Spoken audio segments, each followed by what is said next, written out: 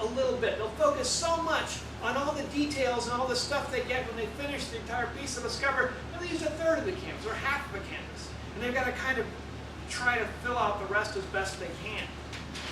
Or, they'll have so many ideas, so much stuff, so much things going on, they take the canvas and they overfill it. They crowd it with so much stuff it almost seems to come off of the canvas.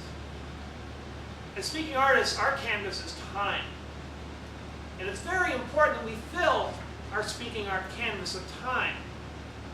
The challenge for new speakers is to speak in and not use the amount of time that they have. Only focus on just a small amount of things and not really go all the way down. So the challenge is to make sure you use all the time you have.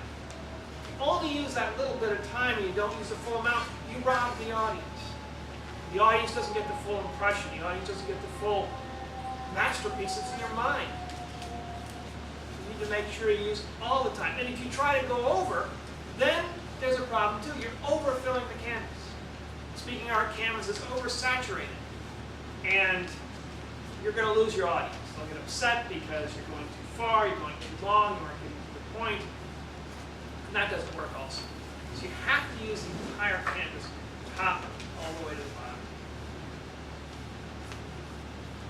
And in art, sometimes you go through and you draw something out. They're imperfections, little blemishes, little things that aren't quite right, that don't quite fit. Or maybe if you're doing a sculpture, just little tiny things you want to change, you want to fix, you want to chip out, you want to revise. And to understand that, you need to have somebody to help you out point out what those blemishes are. The artist quite often is on their own and trying to figure out what things fit, what things don't work, and it comes up entirely to them. But with our speaking art, we have a grammarian to help us out. Point out, maybe there's a little blemish, little spots in our speaking art that we can refine, we can polish, we can chip away at, make it even better, even finer, even more brilliant. And then finally, in the art, you need something to set the art off. You need something to make the art effective, something to make the art interesting, something to make the art pop the audience. In art, that's the frame. The frame around the art is what can really make it. A beautiful frame can make a beautiful picture that much more beautiful. A bad frame can make a great picture look not so good. In Toastmasters, the framing of the picture is done by the Toastmaster. The Toastmaster is there for this meeting. And the meeting is all about highlighting all the speaking art in the way that best sets it off. Framing it in such a way that it's most brilliant, it's most interesting, it's most powerful, and most effective to the audience. Speaking is an art.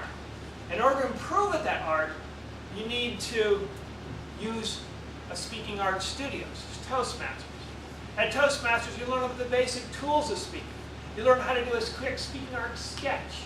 You learn about how to help the speaking art critic help you out.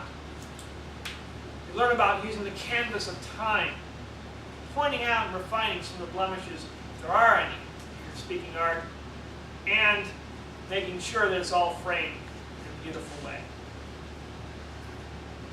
Come to Toastmasters and begin work on your next speaking art master.